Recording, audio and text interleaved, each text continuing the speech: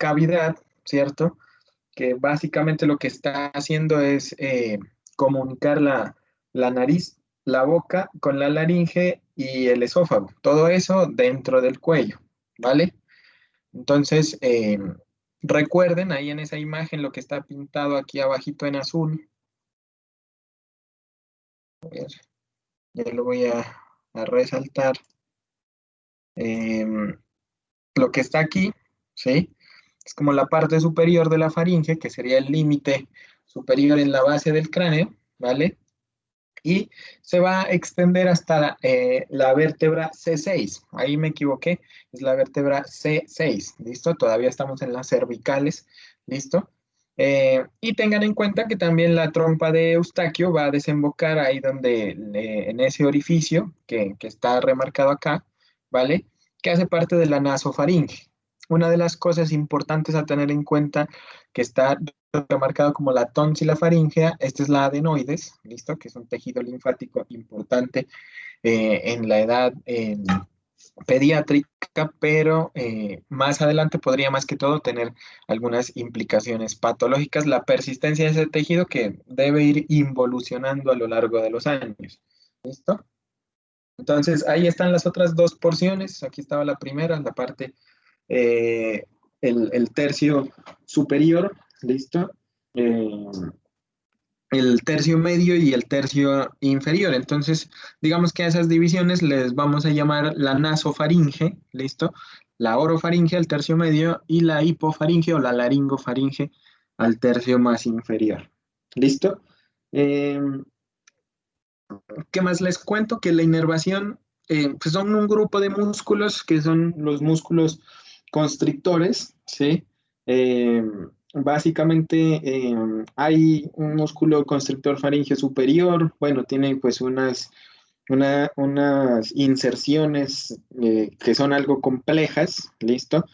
No voy a entrar como en detalle, pero acuérdense que la faringe lo que hace es hacer más pequeño, ¿sí? Esa cavidad, la misma cavidad de la faringe, dependiendo de las necesidades, bien sea de la vía aérea o de la vía digestiva. Entonces, por eso los músculos son músculos constrictores, ¿listo? Tenemos uno superior, uno medio y entonces habrá uno inferior, ¿listo? Otros músculos de la faringe, ¿sí? Son unos que están como más verticales, por ejemplo, el estilofaringeo, el salpingofaringeo, el palatofaringeo, ¿sí? Que como hacen parte como de un grupo de músculos que están en relación a las estructuras, ¿sí?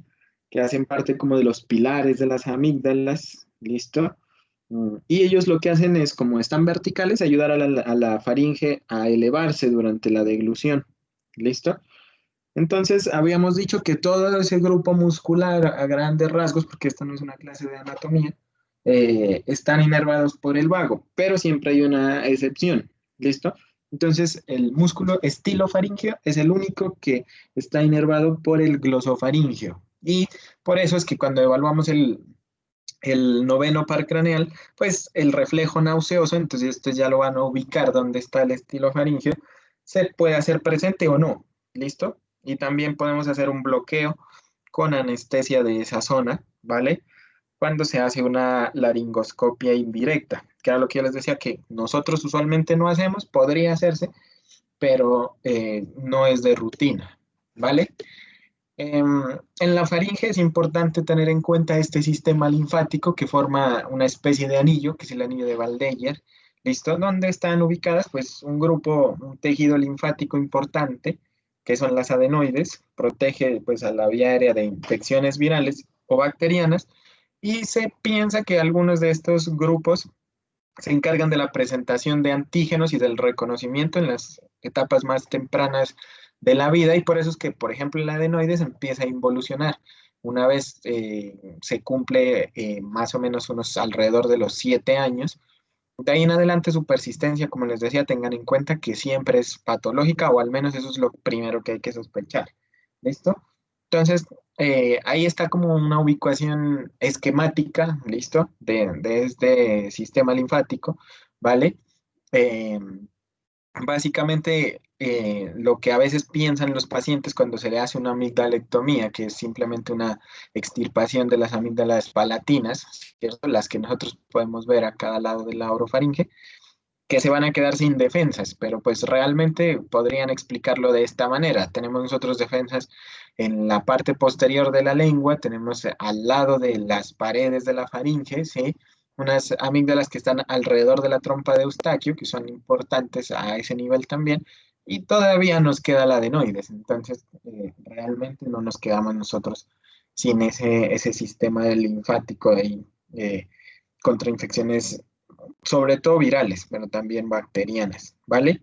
Eh, También les comento que la irrigación, sencillo, estamos hablando de la faringe, está la arteria faríngea ascendente, ¿listo? Y tenemos también arterias palatinas ascendentes y tonsilares. Recuerden que tonsilar es como decir amigdalino, ¿listo? Eh, que son ramas de la arteria facial, ¿listo? Por ahí en la imagen de la derecha trato de mostrarles esas ramas de la facial, que es una rama de la maxilar, y finalmente todas son ramas de la carótida externa, como se alcanza a ver en algo ahí. ¿Listo? Entonces, es importante ahí recordar pues, que tenemos principalmente la arteria faríngea ascendente y el resto de ramas les da la carótida externa. ¿Listo? Entonces, también tenemos un sistema de drenaje venoso, que pues en este caso también llega, sí, tiene como esa misma disposición, ¿listo? Eh, y finalmente tenemos esta imagen de la izquierda en la que se puede ver el recorrido de los ganglios linfáticos a través del drenaje venoso. Que, pues digamos que como regla general para toda la anatomía, así es siempre, ¿vale? Eh, ¿Cuáles son las funciones entonces de la faringe? Básicamente, pues apoya el proceso de la respiración, ¿listo? De muy vital importancia. También la deglución en algo es, nos sirve como un paso para el aire en los alimentos, ¿cierto? Eh, Interviene por la posición de la lengua y que es como de la región orofaringea en la percepción del gusto, ¿sí? De algunos sabores, ¿listo? Y hace como las veces de una caja de resonancia, ¿cierto? Donde golpean ahí las ondas, ¿sí? Y finalmente pues eso hace que desempeñe un papel importantísimo en la producción del lenguaje, ¿vale?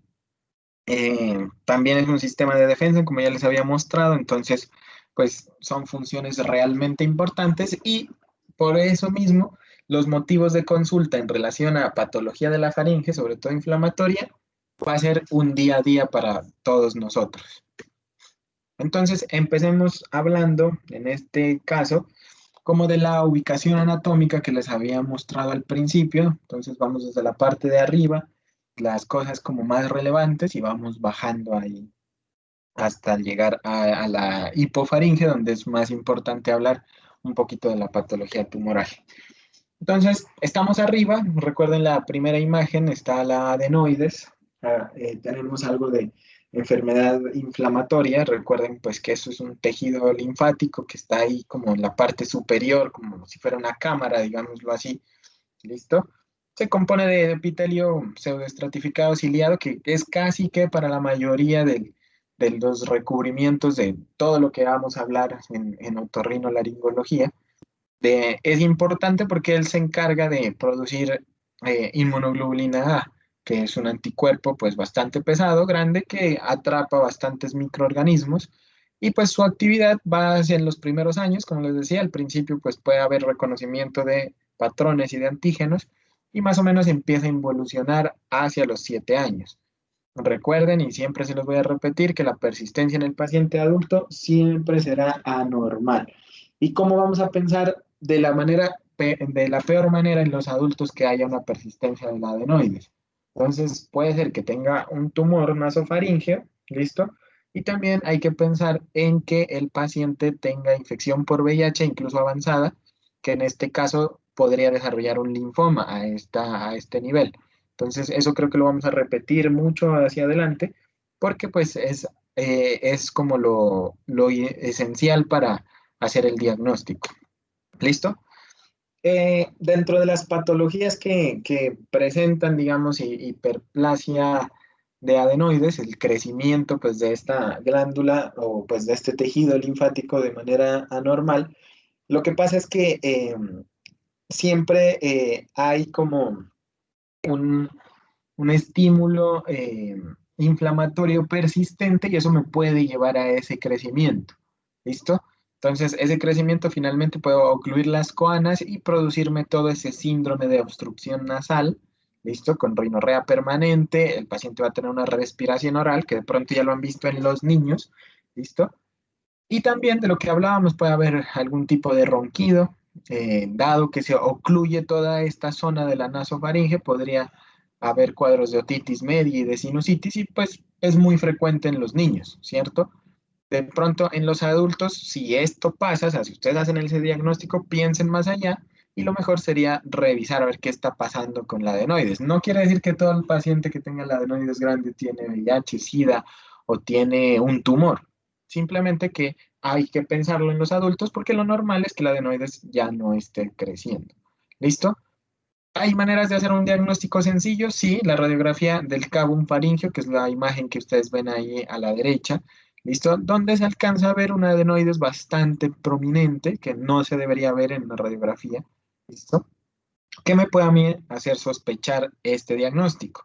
Finalmente es con la nasofibrolaringoscopia que se llega ya como a las coanas y se puede hacer un diagnóstico de certeza, pero entonces nosotros podemos enfocar a estos pacientes para mandarlos con el otorrino y solicitarles pues las pruebas necesarias antes de que vaya ya para irles adelantando tiempo y ganando pues espacio en el diagnóstico. Entonces una prueba de VIH pues la pueden solicitar ustedes, la radiografía también la pueden solicitar ustedes para que el paciente vaya a la nasofibrolaringoscopia o que vaya a la cita con el otorrino ya con un estudio avanzado de este tipo de patología. ¿Listo? El tratamiento básicamente es una cirugía adenoidea que se puede programar en algunos casos, que ya vamos a ir viendo más adelante, ¿listo? Pues cuando los síntomas son muy claros y la obstrucción nasal, el ronquido, se presentan pues cuadros de adenoiditis que ya vamos a ir viendo. eh, También si hay rinosinusitis recurrentes, otitis medias, podría pensarse, o mejor dicho, podría programarse una cirugía. Realmente ese es el tratamiento definitivo cuando hay una hiperplasia. Y hablándoles un poquito en este nivel de la nasofaringe, de la patología tumoral maligna, recuerden que el carcinoma nasofaringeo es el más frecuente de los adultos dentro de los de la cabeza y el cuello. ¿Listo? Hay varios tipos de epitelio en la superficie, ¿vale? Recuerden que también tenemos epitelio escamocelular, ¿listo? Entonces, el carcinoma nasofaríngeo va a ser como el más frecuente de todos. En la mayoría de los casos se ha asociado a una infección persistente por el virus del Epstein-Barr, ¿listo? Y es mucho más frecuente en pacientes de origen asiático, ¿listo? Es mucho más frecuente en hombres, una relación más o menos de 3 a 1 en la segunda década de la vida, entonces en hombres jóvenes, pensarlo en este. O sea, después de que ha involucionado el adenoides, hay que pensar en que puede haber en la sintomatología de los jóvenes persistentes un carcinoma, habría que descartarlo. ¿Listo? Hay varios tipos. El tipo uno, digamos que es el carcinoma escamocelular, que es más o menos el 30% de los tumores de la nasofaringe. El tipo 2, un carcinoma de células no queratinizantes, o sea, no células parecidas a las de la piel. Y el tipo 3 es un carcinoma indiferenciado, no es un linfoma, sino que se le ha llamado un linfoepitelioma, porque es un carcinoma indiferenciado y podría ser, digamos que, una de las claves al momento de hacer el diagnóstico de carcinoma nasofaríngeo. ¿Listo? Eh, es un tumor radiosensible, ¿listo? Eh, pero usualmente, o mejor dicho, hay un riesgo relativamente elevado de que haga metástasis. ¿Listo? Entonces, por eso es importante enfocar rápidamente a los pacientes para llegar al diagnóstico. En cuanto a síntomas, los síntomas en cuanto a patología tumoral, ya saben que son bastante vagos. Es importante hacer la aproximación pensando en que son intermitentes, son recurrentes y clave también que suelen ser unilaterales. Entonces podemos encontrar epistaxis, obstrucción nasal. A veces los pacientes refieren como esa sensación de oído tapado. ¿Listo? Podría haber algún tipo de acúfenos o de hipoacusia si hay compromiso de la trompa de Eustaquio. Mm, Pensarlo sobre todo en los pacientes adultos ya con episodios de otitis serosa, ¿vale? Y tengan en cuenta y nunca se les olvide hacer la palpación del cuello y ya vamos a ver las estructuras hacia el final de esta jornada que podemos nosotros palpar en el cuello, porque usualmente miren que la mitad a más de la mitad de los pacientes, casi todos presentan adenopatías en algún punto del cuello. ¿Listo? Y la mayoría de esas adenopatías son bilaterales, ¿listo? Las metástasis bien pueden ser, como les digo, hay un riesgo elevado, pueden ser óseas, pulmonares y hepáticas, se presentan en el 5% de los pacientes cuando se les hace el diagnóstico. Entonces, entre más rápido yo haga el diagnóstico, pues menor es el riesgo de que el paciente presente metástasis porque sí las puede presentar. ¿Listo? Entonces, como les decía, el tratamiento es la radioterapia. Para nosotros como médicos generales, lo importante pues es enfocar rápidamente a este paciente para que sea llevado a una estadificación y una propuesta de tratamiento ya por el especialista muy temprano. ¿Listo? Aquí en la orofaringe pues hay como más patología inflamatoria que ya vamos a hablar. Creo que es como la parte más importante de la charla. ¿Listo? También hay alteraciones congénitas, de pronto les comento esta por si se la encuentran alguna vez, la úvula bífida, que es muy claro, ¿cierto? Hacer la descripción, tengan en cuenta que es una falta de fusión en el paladar blando. Entonces, siempre que hay una falta de fusión en el paladar blando, les dirán los cirujanos plásticos que se debe examinar el paladar duro, porque puede ser algún tipo de paladar hendido, que ellos corrigen bien. ¿Listo? Lo que sí es que una úvula bífida no genera consecuencias para la salud. Hay que explicarles, pues, sobre todo a los papás de esos pacientes, que si no hay ningún trastorno y si ustedes ven que el paladar duro está adecuadamente fusionado, no hay un paladar hendido, pues no habrá la necesidad de hacer ninguna terapia adicional. ¿Listo? Ahora sí pasemos a la patología infecciosa e inflamatoria, ¿vale?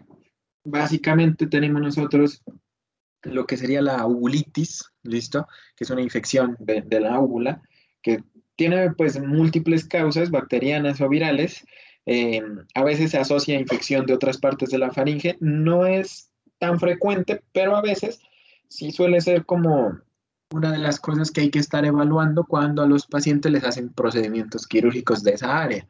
Entonces, eso sí suele ser una complicación que va el paciente y presenta sintomatología de dolor, sensación de obstrucción, a veces varía esa sensación de obstrucción que puede ser severa, ¿sí? Y el antecedente es que se le realiza una amigdalectomía y a veces, muy rara vez, por alguna reacción alérgica se puede presentar una uvulitis. Entonces, básicamente, lo que hay que identificar en el paciente, pues es ver el riesgo de obstrucción, ¿sí? Y si no hay una marcada obstrucción y el paciente tolera la dieta, pues lo que se le debe recomendar es una dieta líquida fría con hielo, helados, líquidos fríos. Podrían servir los antihistamínicos, sobre todo si se sospecha algún tipo de reacción alérgica, ¿listo? O de anafilactoide, ¿listo? Y si el paciente tiene criterios de infección bacteriana, que ya los vamos a ir viendo porque aplican mucho para las otras infecciones faringes, podríamos pensar en darle antibiótico sistémico. No se les da a todos, pero digamos que sería como una forma de enfocar este tipo de patología. De ahí esta que es una de las patologías que más se van a encontrar ustedes en los servicios ambulatorios, sobre todo de atención primaria en salud, ¿sí? Que es la faringitis aguda, una patología que ya todo el mundo conoce, a todos le han dado, ¿cierto? Una etiología viral en la mayoría de los casos, y si ustedes les preguntan, pues digamos que de entrada uno piensa en el rinovirus. Hoy en día hay que ser muy cuidadoso con el diagnóstico, pues dado que estamos ante el pico de pandemia de SARS-CoV-2, ¿cierto? Pero realmente la faringitis como tal la causa principalmente el rinovirus, eso no ha cambiado, ¿listo? Es muy poco común una infección bacteriana, pero también hay que pensar que podría haber una infección bacteriana, el neumococo y los estafilococos están ahí. El síntoma cardinal es el dolor de garganta, ¿cierto? Presenta odinofagia, malestar general y fiebre. Entonces, cuando hay una infección viral, nosotros pensamos que el compromiso sistémico suele ser leve en la mayoría de los casos, pero hay compromiso sistémico. Diferente de una patología bacteriana en donde el curso es más larvado, como más prolongado, ¿sí? Y hacia el final o hacia el pico de la presentación el paciente se ve un poco más tóxico, más enfermo. En cambio, en los procesos virales podría uno pensar que desde el principio se debuta con estos cuadros de fiebre no tan alta, ¿sí? Fiebre mayor de 38, pero no más allá de 39, el malestar general que a veces no lo generan las infecciones bacterianas. ¿Listo? Eh, Al revisar, pues ustedes van a ver un enrojecimiento de esas paredes faringes, todo el mundo ya creo que ustedes ya lo han visto. Los pilares amigdalinos también pueden estar eritematosos y pueden haber adenopatías. ¿Listo? Las adenopatías las vamos a palpar en la zona uno y 2 del cuello, que ya vamos a ver cómo es eso hacia el final. ¿Listo? Tratamiento es una enfermedad autolimitada en la mayoría de los casos, entonces el tratamiento es simplemente sintomático, hay que aumentar los líquidos. Los analgésicos tópicos ayudan en este tipo de patología. Ustedes ya han visto que hay presentaciones de benzocaína, hay tabletas masticables de AINES, entonces digamos que no requiere mayor eh, complicación al momento del tratamiento. Y si nosotros pensamos que el paciente eh, se ha tornado un poco más tóxico, no hay mejoría en 2 días después de una consulta, recuerden que la mayoría de estos pacientes eran pacientes pediátricos. Hoy en día por la pandemia probablemente sí les consulten y habría que acotejar la probabilidad de tener una COVID-19, pero eh, si no hay el nexo epidemiológico, y ustedes evalúan al paciente y el paciente progresa hacia los exudados, probablemente ya estemos hablando de una faringitis aguda bacteriana y haya que dar antibiótico. Tengan en cuenta que le estoy hablando solamente de la parte de faringitis, de faringoamigdalitis, ahorita vamos a hablar de ello. ¿Listo? Y también hay faringitis crónica, esta sí es raro encontrársela, pero existe, ¿listo? Hay varias causas de dolor faríngeo crónico, ténganlo en cuenta, ¿vale? Eh, sí suelen ser infecciones repetidas, ¿vale?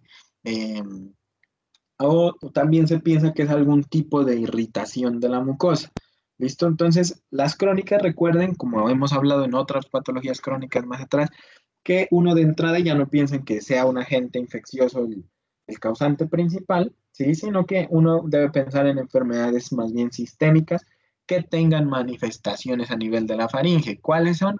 Las mononucleosis, las leucemias y enfermedades de transmisión sexual. También es muy frecuentemente descrito este tipo de patología. ¿Listo? Síntomas pues varían mucho, el dolor pues tiene una muy variada intensidad, puede ser simplemente un prurito, ¿listo? Y a veces pueden presentarse como una sensación de cuerpo extraño, ¿listo? El escurrimiento posterior, la odinofagia, pues sí, habría que valorarlo, ayuda bastante a hacer el diagnóstico de esto y al examen físico probablemente se encuentren más bien pocos hallazgos. De pronto, en algunos casos se puede encontrar el eritema y a veces la mucosa se torna como de un aspecto granuloso o granulomatoso. ¿Listo?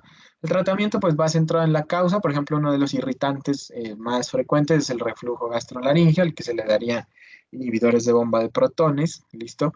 Y si encuentran algún tipo de colección, pues probablemente si es posible tomar cultivos, el tratamiento ya iría dirigido por cultivos, ¿listo?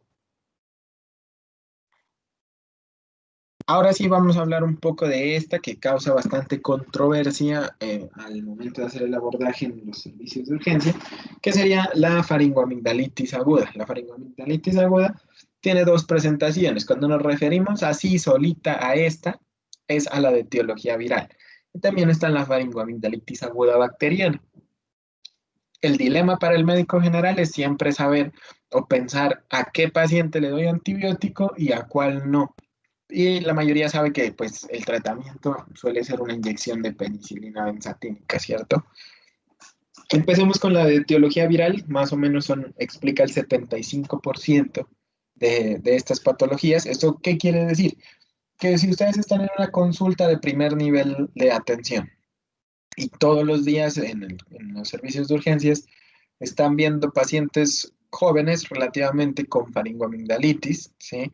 De 10 pacientes que vean en una semana con faringoamigdalitis, simplemente o por estadística, aproximadamente 2 a 3 vayan a haber requerido antibiótico. Pero ¿qué es lo que vemos? Se les pone antibiótico a 7 pacientes y se deja, pues, sin un criterio bien establecido, y se deja a esos 3 sin antibiótico que también probablemente no lo necesitaban. ¿Listo? Entonces, un buen punto de práctica clínica es tratar de aprender a diferenciar cuando hay una patología viral de una bacteriana. ¿Listo? En el caso de las virales, el adenovirus es el microorganismo que principalmente nosotros hemos identificado y es muy típica esta infección en los menores de 5 años. Entonces, si uno tiene menos de 5 años, lo más probable es que no necesite antibiótico. ¿Listo? Entonces, miren que en este cuadro les resumo yo las etiologías infecciosas de la faringoamigdalitis aguda y está el estreptococo piógenes, sí, ¿vale? Pero ahorita vamos a ver qué me hace sospechar que sí sea realmente este tipo de patología. También la pueden producir otros, como el micoplasma, por ejemplo, los atípicos, y hay unos que son muy raros, pero que también me pueden producir esta patología. ¿Listo? En cuanto a los virus, recuerden, no es necesario aprenderse todo eso, simplemente con que recuerden que el adenovirus y otros pueden presentar una faringoamigdalitis. ¿Listo? Síntomas, los síntomas no varían mucho, es lo difícil al momento de hacer el diagnóstico, por eso hay que ser muy cuidadoso e individualizar a cada paciente, porque suelen ser cuadros de fiebre agudamente presentados, se autolimitan, o sea, muchos pacientes incluso no consultarán. Y el dolor faríngeo, la rinorrea, la afonía, la tos seca, miren que incluso por ser un adenovirus me puede generar diarrea, suele estar acompañado aquí. Y eso suele ser a veces clave en observar que el paciente a veces tiene aftas, ¿sí?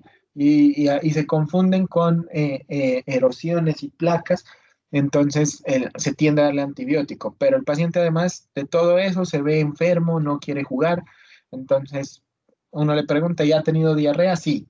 No tiene deshidratación, no, bueno, digamos que en el abordaje de la diarrea no cumple criterios de severidad. Entonces uno puede pensar y decir, no, vea, por aquí de pronto la cosa es que hay un adenovirus, uno de los virus pesados. Recuerden que el coronavirus también puede producir síntomas gastrointestinales, ¿cierto? Entonces, pues hoy en día mi llamado es a estar pensando también en el pico de la pandemia, pero digamos que sigue siendo una enfermedad viral, ¿sí? Y miren que los virus también pueden producir exudados, ¿listo? Entonces pueden haber placas incluso con la presentación viral, ¿vale? Eh, el tratamiento es sintomático, ¿listo? Básicamente lo mismo de siempre, hidratación, analgésicos, pero por ahí, dentro de las virales, de las agudas, unos que están fuera de ese 75%, está esta patología, ¿vale? El virus Coxsackie me produce esto no es una faringitis, pero la confunden mucho en la clínica, que es la herpangina, ¿vale? Es un cuadro de una fiebre alta, ¿listo? Y hay unas lesiones eritematosas en los paladares solamente, no en las amígdalas, ¿vale? Pero se las pongo aquí porque a veces nos han llamado a valorar pacientes o nos mandan fotografías. Dicen, no, es que tenía una faringitis y yo le di tratamiento con penicilina y pues realmente quiero que miren bien esa imagen porque la herpangina respeta las amígdalas y la lengua y las fauces. ¿Listo? Simplemente hay compromiso de los paladares. Entonces es la clave con el Coxsackie. Y uno que no respeta ninguna parte de la anatomía es el herpes, que incluso compromete las encías, produce exudados, el paciente va a ver con cialorrea, ¿sí? y se ve a estos pacientes con mucha deshidratación. Entonces, digamos que al momento de observar a estos pacientes hay que ser muy cuidadoso. Y otra variante, ¿sí? Que esta sí es algo que espero que no se les olvide a tener en cuenta, porque el cuadro clínico típico es el siguiente. Es un paciente joven que tiene un cuadro muy similar a una faringoamigdalitis que puede ser aguda o bacteriana. Ya le dieron tratamiento con penicilinas, ¿sí? Entonces, ojo, ya le dieron tratamiento porque se miran exudados y lo primero que hace el médico es ponerle penicilina benzatínica. ¿Listo?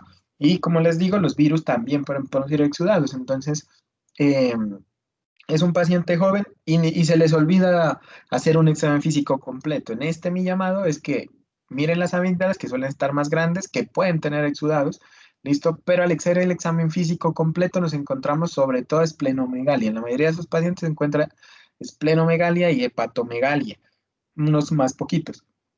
Pero digamos que a nivel global hay megalias de estos órganos sólidos, ¿listo? Y eso se nos convierte a nosotros en un problema, ¿listo? Uno de los primeros problemas es que si nosotros utilizamos penicilinas, le puede dar al paciente unas erupciones maculopapulares y insuficiencia hepática aguda. Por eso, en este caso hay que ser muy cuidadoso, ¿vale? Porque realmente no tendría indicación. Hay prueba para mononucleosis, que esta es la infección, ¿cierto? De una mononucleosis típica, que es la prueba de Paul Bonnell, ¿cierto? Eh, pero no se hace a diario. Lo importante es tener en cuenta las megalias y sobre todo que son adolescentes, ¿listo? Y entonces pasan dos cosas con respecto al tratamiento. Miren, ese es un paciente que si yo solamente le veo las amígdalas, voy a decir no, penicilina. Y no quiero que ustedes piensen eso, ¿vale? En algunos pacientes, en los jóvenes, se les da tratamiento. Esto es una patología autolimitada que va más allá de incluso de los 21 días, ¿listo? Por eso hay que explicarle al paciente que no se preocupe, que es una enfermedad autolimitada, que si él me mantiene unos cuidados muy básicos, pues va a mejorar. ¿Listo? Obviamente hay que hacerle una muy buena historia clínica. Hay unos estudios que dicen que los corticoides orales por un ciclo corto podrían darse, por ejemplo, la prednisona, por 1 miligramo por kilo por 5 a 7 días, ¿vale? Eh, y tengan en cuenta que la práctica de deporte está totalmente contraindicada porque si imaginen que el paciente reciba un rodillazo jugando fútbol o se caiga de la bicicleta o bueno, que reciba cualquier tipo de trauma y tenía una esplenomegalia, pues va a tener una ruptura del vaso traumática grave, termina por allá con un choque hipovolémico. Entonces, como son pacientes jóvenes, sobre todo activos, entonces lo que vamos a hacer es darles una incapacidad. En este caso, parte del tratamiento, recuerden, es la incapacidad por unos 10 días, ¿listo? Por ese riesgo de ruptura, sobre todo del vaso. Del hígado, pues si es el hígado el que tiene la hepatomegalia y el paciente presenta un trauma a ese nivel, también. Entonces, y hay que explicarle porque hay que quedarse quieto en la casa ese tiempo. Luego, habrá mejoría de los síntomas y el paciente podrá seguir con su vida normalmente. ¿Listo? Entonces, tengan en cuenta que hay faringoamigdalitis viral, 75% de los casos, y que hay unas especiales, por así decirlo, o unas variantes, unos diagnósticos diferenciales, que son la herpangina, el herpes y la mononucleosis en este caso. Por ahí no me quedó el título, pero entonces esta sería la mononucleosis. Listo. Y ahora sí, pasándonos al tema de debate, que sería la faringoamigdalitis bacteriana. ¿Listo? Tengan en cuenta que en la mayoría de los casos es una infección secundaria al estreptococo del grupo A, o sea, al piógenes. ¿Listo? Es una enfermedad muy contagiosa y muy sintomática que puede durar hasta 5 días. Si uno no le da tratamiento al paciente, esa es la historia natural. Entonces es muy contagiosa porque se contagia por aerosoles y por contacto directo. La clínica pues suele ser la misma, aunque las fiebres suelen ser más altas. ¿Listo? Suele generar en esta más cefalea. No quiere decir que en la viral no se presente cefalea, sí, pero en esta suele estar más asociada a cefalea. Y hay una congestión de las amígdalas y de los pilares amigdalinos. Entonces hay que ver ese repliegue, ese reborde anterior que suele estar más congestionado, que no suele pasar tanto en las virales. El exudado es muy característico de las bacterianas, pero ya saben que no es lo único, ¿listo? Y también pueden palpar adenopatías cervicales a nivel submentoniano, ¿listo? Ahí es más característico que se presente una adenopatía en las agudas bacterianas, ¿listo? Entonces, para el diagnóstico todavía seguimos utilizando para ayudarnos en el diagnóstico los criterios de Centor, ¿listo? Eh, Sin antes decirles que la clave de esto es paciente con exudados, con clínica de faringoamigdalitis, con exudados, con adenopatía submentoniana y hemograma con leucocitosis y neutrofilia. También tiene una faringoamigdalitis, eso es clave, eso no está dentro de esos criterios, los criterios son diferentes, pero digamos que eso tiene una alta sensibilidad y especificidad para dar tratamiento. ¿Qué es lo que pasa? Que a la mayoría de pacientes con faringoamigdalitis no se les toma un hemograma por no ser costo efectivo. Pero si ustedes están en la duda y son juiciosos en su rural, de pronto podría, cuando les quede algún tipo de duda, hacer esos pasos en el diagnóstico, ¿sí? Y además apoyarse en estos criterios que ahorita se los muestro en una tabla. ¿Podría hacerse el cultivo faríngeo? Sí, no es costo efectivo, por eso no se hace, se demora, entonces tiene esa desventaja del tiempo, pero la especificidad sí es del 99%. Hay detecciones rápidas de estreptococo con hisopos, igual que se hace hoy en día para la COVID, ¿cierto? Tiene una especificidad del 95%, no se le toma a todo el mundo porque no tenemos disponibilidad, ¿listo? Es muy costosa esa prueba. Y como les decía, el hemograma con reactantes de fase aguda, pero el hemograma con leucocitosis es sobre todo importante para hacer este diagnóstico. ¿Listo? Los anticuerpos antiestreptolicina también, ustedes saben que están ahí, es una prueba relacionada con la medición de anticuerpos básicamente. ¿Listo? En nuestro medio sí se encuentran dilutítulos hasta de 200 unidades por mililitro y no quiere decir que los pacientes tengan estos ASOS o ASTOS, ¿listo? Entonces, títulos por encima de 200 es que se consideran positivos como anticuerpos antiestreptolicina, ¿listo? En suero, una especificidad del 97%, pero se toman cuando nosotros estamos pensando en las complicaciones, ¿listo? Entonces, realmente no son pruebas de rutina, como les digo, lo que nos podemos apoyar y está totalmente justificado. Si nosotros hacemos una historia clínica muy completa, es en hacer un hemograma, de pronto por ahí una PCR, aunque pues ya saben que el hemograma, adenopatía submaxilar o submentoniana, sobre todo más el exudado, sí de pronto le pueden encasillar al paciente para darle tratamiento antibiótico con seguridad. Y los criterios de Centor son estos, ¿listo? Entonces, así se ve una faringoamigdalitis bacteriana, ¿listo? Miren que es clave la ausencia de tos, a diferencia de otras enfermedades infecciosas de tipo viral, ¿listo? El exudado sí cuenta, pero miren que no es lo único. Las adenopatías, que ya saben dónde buscarlas, sobre todo, ¿listo? No quiere decir que el resto del cuello no vaya a tener adenopatías, pero lo más común, 95% de las veces, está en la parte submentoniana, temperaturas por encima de 38 grados, y miren que con la edad se va disminuyendo la probabilidad de tener una bacteriana. Entonces, si un paciente de 45 años les llega, es probablemente que necesiten restarle puntos, ¿listo? Entonces, ¿cómo se interpreta esta tabla? Pues básicamente cuando yo tengo eh, 3 o 4 puntos o más, iniciaría tratamiento antibiótico, ¿listo?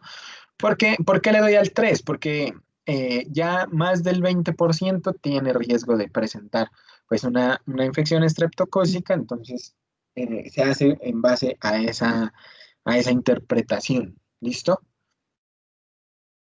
¿Cómo se hace el tratamiento? También hay que enfocarnos en los síntomas. Podemos utilizar benzocaína, bueno, todos esos preparados que venden en pastillas o en Sprite para disminuir el dolor, sirve. Los líquidos y analgésicos, ojalá en este caso un poco más potentes. ¿Listo? Entonces podríamos, si van a utilizar dosis de acetaminofén, utilicen la dosis de 15 miligramos, no la de 10. Si van a utilizar AINES, también utilicen las dosis plenas y recuerden no utilizarlas por más allá de 3 a 5 días. Esta es una enfermedad que en 5 días necesitará probablemente una nueva revisión si el paciente no ha mejorado, porque lo usual es que una enfermedad de este tipo empieza a disminuir los síntomas hasta ese día. ¿Listo? Y si no, ya saben, su paciente joven, piensen en la mononucleosis. Suele ser un error frecuente a veces, sobre todo en los servicios del triaje, de los segundos y terceros niveles de complejidad, ¿vale? Los antibióticos sistémicos lo que hacen es reducir el riesgo de complicaciones, ¿vale? O sea, la faringoamigdalitis aguda bacteriana se pasa así sea sola, pero les voy a contar el riesgo de complicaciones que hay si yo no doy tratamiento a estos pacientes. Entonces, tenemos nosotros, pues, supuración del oído, de la nariz y senos paranasales, de la mastoides, está el absceso periamigdalino, que ese sí se los voy a comentar ahora. Y hay otros peores que son el retrofaringio en los niños y el parafaringio en los adultos, que son muy poco frecuentes, ¿listo?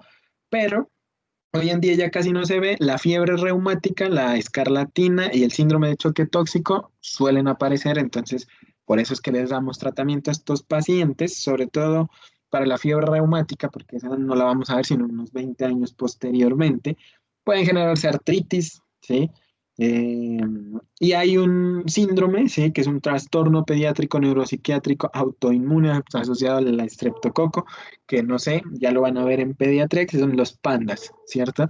Entonces, de todas maneras, es importante identificar a los pacientes con faringoamigdalitis aguda bacteriana para darles tratamiento antibiótico pensando en esto. Y por ahí, otro que se me queda, creo que, sí, la glomerulonefritis, ¿listo? Entonces, ¿yo por qué le doy al paciente tratamiento? Para evitar fiebre reumática y glomerulonefritis. Piensen, digamos, de esa manera. El tratamiento que ustedes ya identifican es la penicilina benzatínica, que a nadie le gusta por ser muy dolorosa, ¿cierto? Pero es la primera línea y es la que ha mostrado en los estudios prevenir la fiebre reumática, ¿vale? Eh, Tiene un efecto bactericida, pero es una penicilina, ¿cierto? De 21 a 28 días luego de la aplicación en dosis única. Entonces, pues, como ustedes ven en los servicios, digamos, en el Hospital San Vicente, en el Hospital Civil, que esto es de todos los días, los pacientes les ponen antibiótico cada semana que van y consultan y lo que realmente tenían era una mononucleosis. Entonces, mucho ojo con eso porque ya saben que al ponerle una penicilina le aumentan es el riesgo de hacer complicaciones hepáticas. ¿Listo? Pacientes en los cuales no se indique la penicilina benzatínica, que es 1.200.000 unidades intramuscular, dosis única, podríamos utilizar la amoxicilina, ¿listo?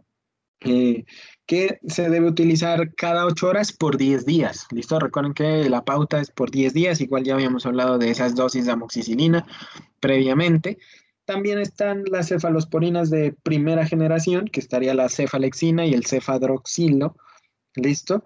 Que no tienen una mayor ventaja con respecto a las anteriores. A veces es una idea que como que la tratan de vender las farmacéuticas, pero han demostrado tener la misma eficacia. ¿Listo? Pacientes alérgicos a los beta-lactámicos, ahí sí estaría indicado un macrólido. ¿Listo? Entonces, la acitromicina, ¿listo? 10 miligramos por kilo por día, estaría indicada, a ver, sí, aquí tengo esa tabla, estaría indicada para 5 días. A veces las dosis las venden por 3 días, ¿cierto? De acitromicina. Para los niños hay un preparado que es el Citromax, famoso también. Recuerden que el tratamiento es por 5 días y que yo le doy el tratamiento al paciente para prevenir complicaciones, que la faringoamigdalitis se le va a pasar con o sin tratamiento. ¿Listo? Entonces, lo importante es identificarlos, no importa en qué momento, para darles el tratamiento al que realmente lo necesita. Por ahí pudieran utilizar clindamicina para el tratamiento, ¿listo? Entonces ahí les dejo algunas dosis, pero recuerden que la clindamicina por vía oral es la más costosa de todas esas y no está dentro del plan de beneficios. El cefadroxilo se utiliza cada 12 horas, da esa ventaja a diferencia de la cefalexina, pues la cefalexina está dentro del POS, digamos, ¿listo? Y ahí les dejo las dosis, ¿vale? Entonces, a la mayoría de pacientes de 12 años, 1.200.000 unidades hasta los adultos, ¿listo? Y a los menores de 12 años, 600.000 unidades. Pues si ven un niño que esté como más grandecito de lo usual, que esté por encima del percentil 95 en las curvas de crecimiento y desarrollo, pues podrían utilizar 1.200.000 unidades. ¿Listo? Entonces, como les decía, hay una complicación de la que siempre me gusta hablarles en este curso, porque sí la suelen ver y es muy importante identificarla, que es un absceso periamigdalino. ¿Listo? Es la complicación más frecuente de la amigdalitis aguda y se trata básicamente de una colección de pus entre la amígdala y el músculo que está ahí, ¿sí? Entre esos músculos verticales, ¿vale? Entonces, realmente nosotros no vamos a ver a veces exudado, sino una masa, ¿cierto? Una masa dolorosa que se va a asociar a la fiebre, que eso cumpliría con los criterios para decir que hay un absceso, ¿cierto? Es frecuente relativamente en adultos jóvenes, la hemos visto, pues, llegaban al Hospital San Pedro una cantidad importante de estos pacientes, ¿listo? Y la clínica es un poquito más allá de lo que sería una faringoamigdalitis, ¿listo?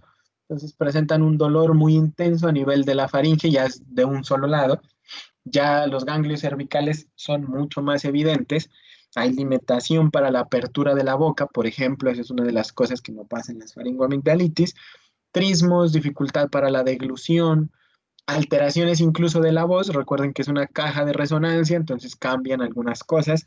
Suele haber sintomatología de fiebre asociado a dolor del oído, que sería pues una otalgia refleja, ¿cierto? Y el cuadro clínico típico es preguntarle al paciente si tuvo una amigdalitis o una faringoamigdalitis, que probablemente tuvo como un curso larvado, no mejoró y más bien empeoró y se convirtió en un absceso periamigdalino. ¿Cómo se ve? Miren ahí ese desplazamiento de la úvula, ¿sí? Eh, y el pilar amigdalino también está desplazado con una masa, ¿cierto? Un abombamiento ahí. Ahorita les muestro otra imagen esquemática que creo que la tengo que me genera ese desplazamiento de estructuras y obviamente es muy doloroso. Y el paciente ni siquiera quiere abrir la boca en muchos casos. ¿Listo? Entonces, para hacer el diagnóstico, básicamente es muy fácil. Simplemente yo hago una punción con anestesia local, ¿vale? Puedo utilizar spray y además un poquito de anestesia para infiltrar ahí esa mucosa, ¿listo? Y obtengo una muestra. Entonces, con la jeringa obtengo una muestra que puede ser sangre y eso es algo que se llama un flemón periamigdalino, pero se trata igual, o puede ser francopus, ¿listo? Entonces, lo que yo obtuve de muestra en el, eh, en la jeringa lo mando a cultivo si es posible, pero si ustedes están en un primer nivel de atención, ya saben que el tratamiento está dado. Digo, el diagnóstico está dado y el tratamiento tiene que hacerse intrahospitalario. ¿Listo? ¿Cómo es el tratamiento? Aquí sí le ponemos penicilina cristalina, listo, intravenosa, ¿vale? Entonces, otra de las cosas es que una vez hagan el diagnóstico de esta patología, ya el paciente debe ser hospitalizado, tiene que ser valorado por el otorrino especialmente, ¿vale? Pero ustedes ya hicieron esa punción inicial, ya saben el diagnóstico. Ahora sí, toca hacer el drenaje. Al drenaje ya no los exhorto al médico general a que lo haga, ¿vale? Porque pues tenemos como una evolución o una involución, a veces le llamo yo. El drenaje es muy fácil de hacer realmente, ¿sí? Digamos que ahí donde se hizo la punción y ya se puso anestesia en el paciente, ¿sí? Nosotros hacemos una pequeña incisión, ¿sí? Con lo que se hace drenaje de la colección, ¿listo? Y se deja hospitalizado al paciente. Como usualmente son pacientes que tienen hiperplasia de las de amigdalina, de los pilares amigdalinos, esos pacientes tienen una indicación de una amigdalectomía, que ya vamos a ver más adelante. ¿Listo? Entonces, esta patología no se les olvide, sí se la van a encontrar probablemente, el diagnóstico lo pueden hacer al primer nivel, podrían incluso hacer el tratamiento haciendo una pequeña incisión aquí con una hoja de bisturí, ¿cierto?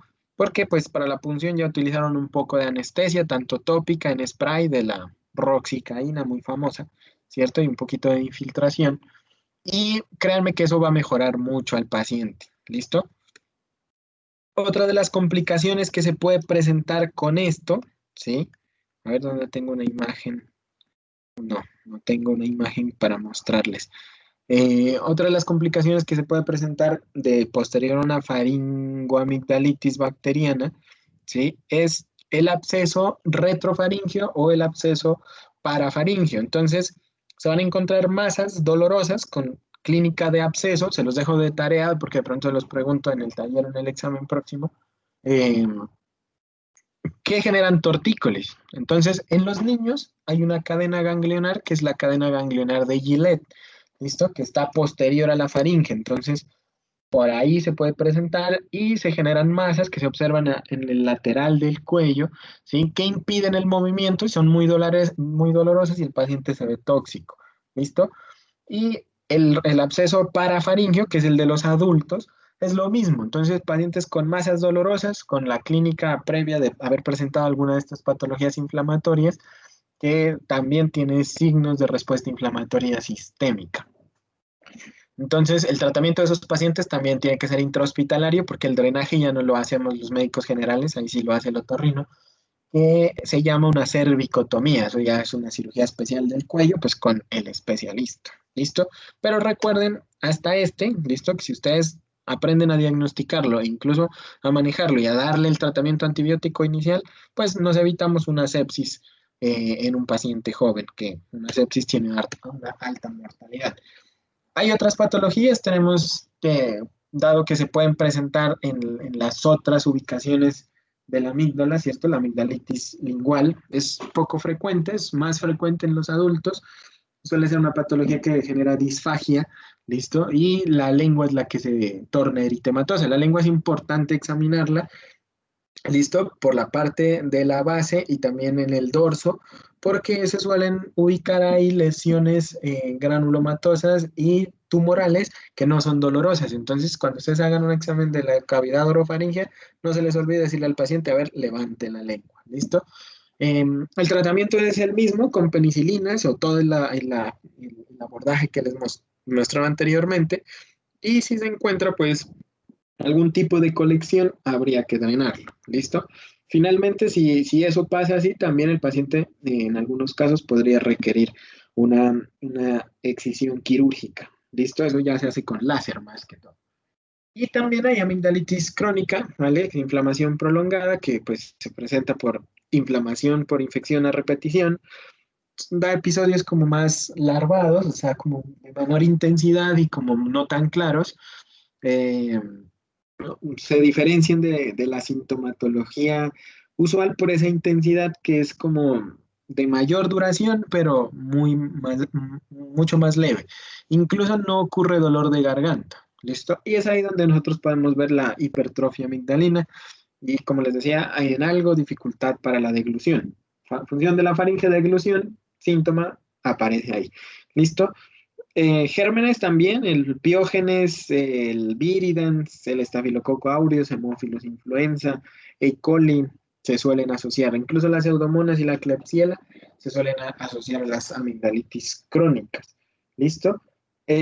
A veces se ven unas amígdalas atróficas o fibróticas, ¿sí? O que mejor dicho, se suele ver la atrofia porque casi no se puede visualizar las amígdalas. ¿Listo? Entonces, el tratamiento quirúrgico, ya pensando en la hipertrofia, ¿sí? Que me la suele generar pues este tipo de patología más bien crónica, ¿sí? Sería la amigdalectomía. Entonces ese es el procedimiento para extraer las amígdalas, se hace casi que con un sacabocado, con anestesia general, obviamente, y obviamente lo hace el especialista, ¿vale?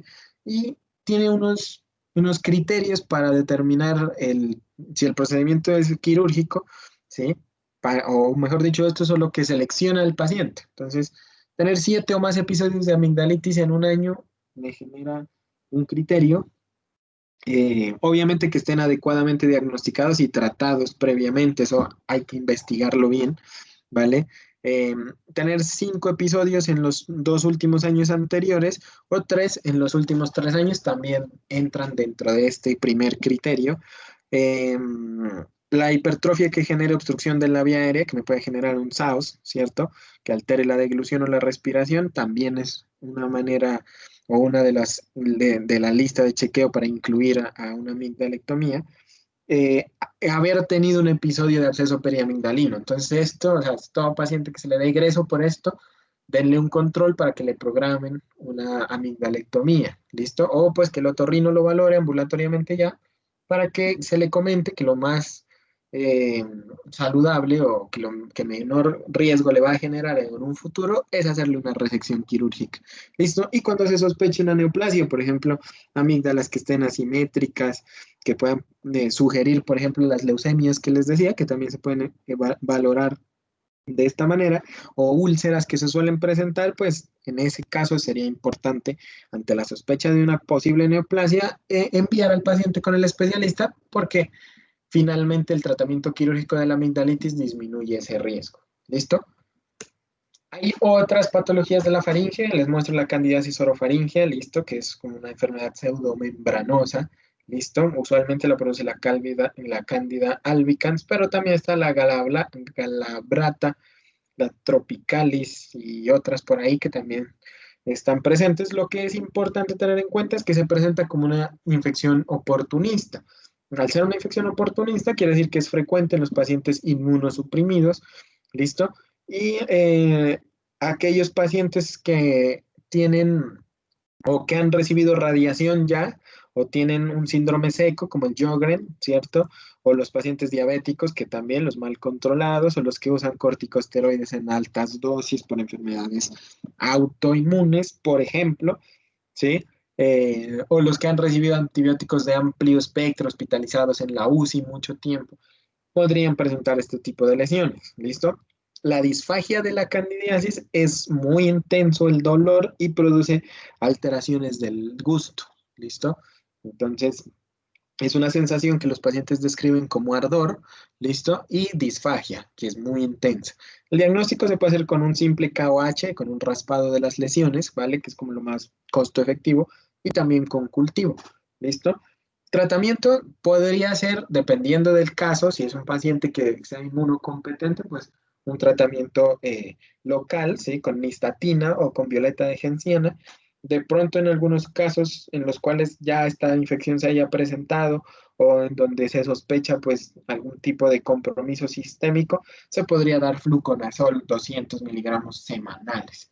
¿Listo? Entonces, ese es el tratamiento de la candidiasis para que lo tengan en cuenta, que también algunos de ustedes que trabajen o que roten por hospitalización de niveles 3 y 4, como en las UCIs, eh, podrían encontrarse una que otra de estas y les van a preguntar. ¿Listo? También tenemos patología maligna de la faringe, ¿listo? Entonces, recuerden que a nivel global el carcinoma escamocelular es el carcinoma más frecuente y miren que aquí se cumple mucho esa regla de todos los carcinomas que se presentan a nivel de la otorrinolaringología, ¿listo? También está el linfoepitelial, el linfoepitelioma que les decía yo, ¿vale? Que suelen presentarse en la cuarta década de la vida, más o menos, habría que sospecharlo que compromete alguna de las estructuras del anillo linfático, ¿listo? Eh, Se presentan algunos tumores de las glándulas salivales, ¿listo? De las glándulas salivales menores en este caso. Tenemos nosotros el adenocarcinoma, que básicamente es el adenocarcinoma quístico, y tenemos carcinomas mucoepidermoides. Y no se olviden de buscar linfomas en las amígdalas y en la base de la lengua. ¿Listo? Eh, Todos estos requieren biopsias. ¿Listo? Entonces, siempre hay que sospechar patología maligna y creo que aquí no me quedó pegada la imagen. No, no me quedó pegada la imagen. Eh, Cuando la sintomatología sea larvada y unilateral. ¿Listo? Pero entonces, digamos que a tener en cuenta el escamo celular y los linfomas. ¿Listo? Y ya para terminar esta parte de la charla, listo, tenemos a la hipofaringe que también me da enfermedades inflamatorias y tumorales. Les voy a comentar esta que la vamos a repetir también un poco más adelante en la laringe, ¿vale? Que es la epiglotitis. Pues se las comento aquí porque hace parte, digamos, de la ubicación anatómica, aunque la epiglotis es parte de la laringe, ¿listo?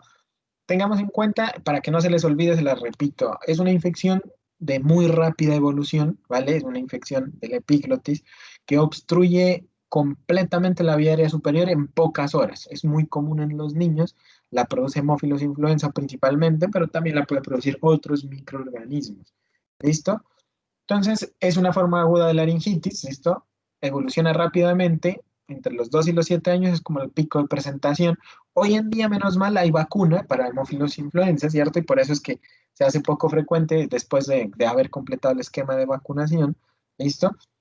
¿Y cómo se va a ver al niño? Se lo va a ver con disnea de evolución rápida, o sea, el paciente en la mañana estaba con cialorrea y con rechazo a los alimentos y después se va a tornar con disnea, ¿vale? Síntomas sistémicos como fiebre, taquicardia, un paciente inquieto y un paciente inquieto que se calme debe revalorarlo porque eso quiere decir que presentó un cambio a nivel de su sistema nervioso central que amerita una observación. ¿Listo? Y son pacientes que no toleran estar acostados boca arriba. ¿Listo? Entonces, son claves en el diagnóstico de la epiglotitis. Ese es el típico niño. ¿Listo? Y como ustedes pueden ver esa radiografía, que yo no les recomiendo tomar radiografía a estos niños, el diagnóstico es clínico, porque si ustedes lo mandan a rayos X en un hospital grande, no pueden estar pendientes del niño. El niño por allá les hace una obstrucción de vía aérea y probablemente parada cardiorrespiratoria. Entonces, por eso es que el diagnóstico es clínico. La imagen simplemente se las muestras porque miren que sí se puede hacer el diagnóstico por imagen con radiología, pero hay que ser muy cuidadosos al momento de enviar a esos niños para allá. Es mejor que vayan acompañados con el médico si es que se ha tomado la determinación de hacerlo. Miren esa inflamación tan importante de la epiglotis, ¿sí? Que pues finalmente lo que me genera es una obstrucción de la vía aérea y una vez eso se consolida, ya no hay manera de intubar a sus pacientes. Más adelante hablamos de eso, ¿vale? Y más adelante les hablo del tratamiento nuevamente. Y con respecto a la patología maligna, ¿listo? Entonces las lesiones se hacen como de esos recesos ahí que están junto a la laringe, ¿listo? O en la región atrás del cricoides. Y también lo más frecuente es el carcinoma escamocelular. Se suele diagnosticar en estadios avanzados porque la clínica no es muy clara, ¿listo? Pero digamos que ante patología larvada, como ya ustedes saben, y sobre todo patología de la faringe que comprometa el oído, ¿sí? Al oído medio, hay que hacer una remisión oportuna o incluso si estamos pensando directamente en patología maligna de la hipofaringe, podríamos adelantarnos nosotros con una tomografía del cuello. ¿Listo? El tratamiento pues ya no hace parte tampoco del médico general, pero es tratamiento quirúrgico, radioterapia, aunque sí hay una alta mortalidad cuando se presenta patología de la hipofaringe. Entonces, esta es la primera parte, ¿listo? Eh, Se me olvidaba comentarles que por ahí de pronto si les suena el quiste vallecular, ese es el tumor benigno, que es poco frecuente, ¿listo? Eh, y antes de comenzar con la patología de la laringe, démonos un descanso, ¿listo?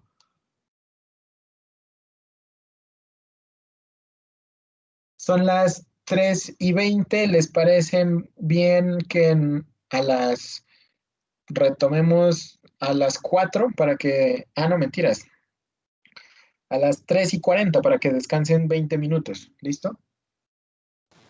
Vale, Vale, entonces a las 3:40 en punto arrancamos.